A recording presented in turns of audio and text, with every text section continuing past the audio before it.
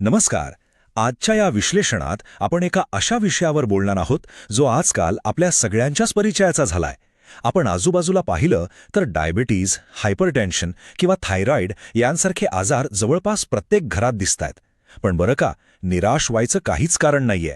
कारण आयुर्वेद आपल्याला एक असा आशेचा किरण आणि परिपूर्ण ब्लूप्रिंट देतो ज्यातून हे आजार मुळापासून बरे करण्याचा, म्हणजेच त्यांना नैसर्गिकरित्या पूर्णपणे रिव्हर्स करण्याचा मार्ग मिळतो.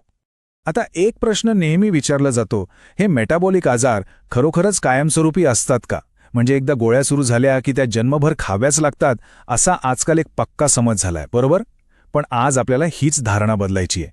निसर्गाच्या आणि शरीराच्या नियमांचं योग्य पालन केलं तर ह्या आजारांना पूर्णपणे उलटे फिरवणे नक्कीच शक्य आहे. हा विचारच मुळात खूप सकारात्मक आणि ताकद देणारा आहे. तर हे सगळं कसं शक्य आहे ते समजून घेण्यासाठी आपण 5 टप्प्यांतून जाणार आहोत. मेटाबॉलिझम, आजारांची मूळ कारणं, झोप आणि पचन, त्यानंतर ऋतुचर्या आणि शेवटी काही गैरसमज. चला तर मग थेट सुरुवात करूया. सगळ्यात आधी आपला पहिला टप्पा मेटाबॉलिझम आणि आजार. आपलं मानवी शरीर म्हणजे एक अतिशय अचूक आणि सुंदर इकोसिस्टम आहे. आता हे काम कसं करतं ते पाहूया. हे पहा, आपल्या शरीरात ऊर्जा निर्माण होण्याच्या 2 मुख्य प्रक्रिया आहेत. ॲनाबॉलिझम म्हणजे शरीराची वाढ आणि पोषण, आणि दुसरं म्हणजे कॅटाबॉलिझम, ज्यातून विघटन होऊन ऊर्जा तयार होते. हे अगदी तराजूच्या 2 पारड्यांसारखं आहे. आणि जेव्हा हा तराजू वरखाली होतो, त्याचं संतुलन बिघडतं, तेव्हाच खऱ्या अर्थाने ह्या मेटाबॉलिक डिसऑर्डरची सुरुवात होते. आणि हाच समतोल आयुर्वेदाने हजारो वर्षापूर्वी एका अत्यंत सुंदर व्याख्येत सांगितलाय. समदोष, समधातू, समअग्नी. म्हणजे काय? तर शरीरातील वात, पित्त, कफ हे दोष, धातू आणि आपली पचनशक्ती म्हणजेच अग्नी हे सर्व जेव्हा अगदी संतुलित अवस्थेत असतात तेव्हाच आपण खऱ्या अर्थाने निरोगी असतो. एक उत्तम आरोग्यासाठी हाच आपला सर्वात महत्त्वाचा पाया आहे. पण आजच्या या संकटाची व्याप्ती पहा. डायबिटीज, हायपरटेन्शन, थायरॉइड, पीसीओडी, एवढंच नाही तर मायग्रेन आणि अस्थमासारखे आजारसुद्धा घरोघरी पोचलेत. आणि हे फक्त कुठल्या एका अवयवाचे आजार नाहीत बरं का. ही एक सिस्टमिक अडचण आहे. आपल्या शरीराच्या संपूर्ण चयापचयाचा समतोल बिघडल्याचे हे अगदी स्पष्ट संकेत आहेत. आता वळूया दुसऱ्या टप्प्याकडे, आजारांचं मूळ आहार विहार.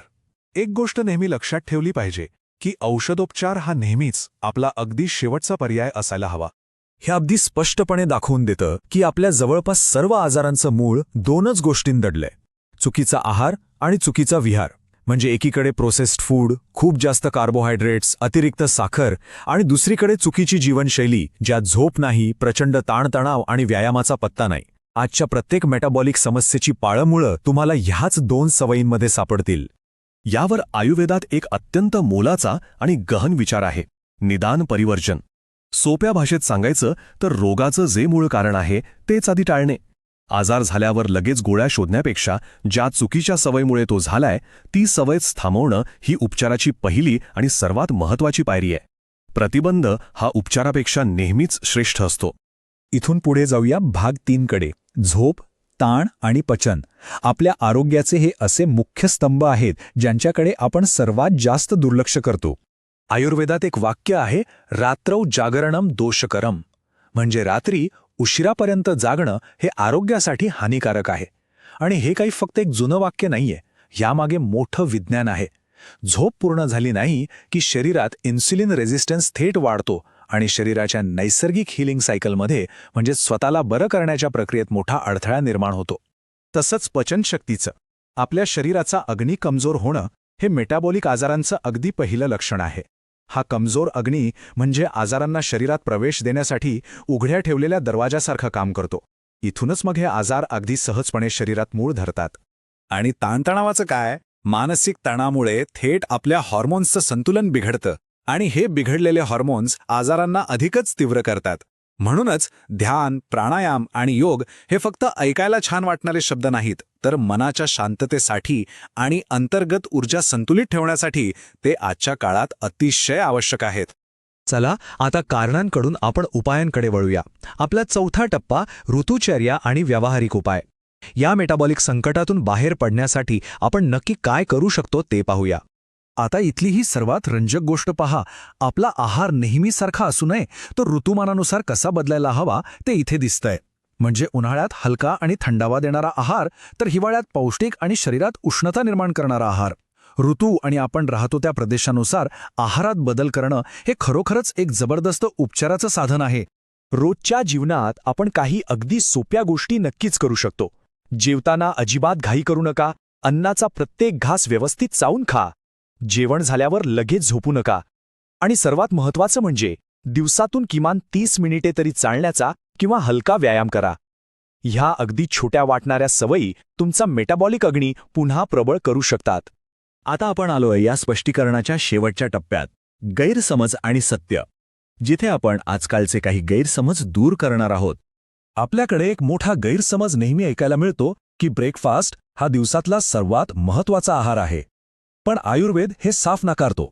आयुर्वेदाचा नियम अगदी सरळ आहे. जेव्हा खरोखर भूक लागेल तेव्हाच खा. घड्याळाकडे बघून जेवण्यापेक्षा भुकेनुसार खाणे हे शरीराच्या मेटाबॉलिझमसाठी नेहमी जास्त नैसर्गिक आणि योग्य असतं. तर सर्वात महत्त्वाचा मुद्दा असा आहे की अस्थमा आणि सोरियासिस यांसारखे आजार हे फक्त रोगप्रतिकारक शक्तीशी जोडलेले नाहीत, ते आपल्या संपूर्ण शरीराच्या चयापचयाशी खोलवर जोडलेले आहेत. योग्य आहार आणि जीवनशैली ठेवली तर या ऑटो इम्यून आजारांवरही आपण नक्कीच यशस्वीरित्या नियंत्रण मिळवू शकतो. हे खरोखरच खूप आशादायक सत्य आहे. पुढे जाताना एक महत्त्वाचा प्रश्न उभा राहतो, आपण आपली ही मेटाबॉलिक हार्मोनी, हे अंतर्गत संतुलन पुन्हा कसं मिळवणार आहोत? याचं सोपं उत्तर आहे समत्व. सर्व स्तरावर संतुलन राखणे हीच शाश्वत आरोग्याची गुरुकिल्ली आहे. आपली रोजची छोटी छोटी निवड आपल्याला या आरोग्याकडे घेऊन जाणार आहे, यावर नक्की विचार व्हावा.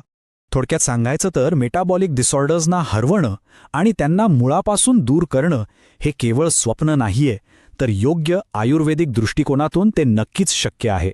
शरीराला आणि निसर्गाच्या नियमांना समजून घेतलं तर एक निरोगी आयुष्य तुमची वाट पाहत आहे. जर तुम्हाला ही माहिती उपयुक्त वाटली असेल तर चॅनलला नक्कीच सबस्क्राईब करा, लाईक करा आणि आपल्या मित्रपरिवारासोबत शेअर करा. निरोगी रहा, संतुलित रहा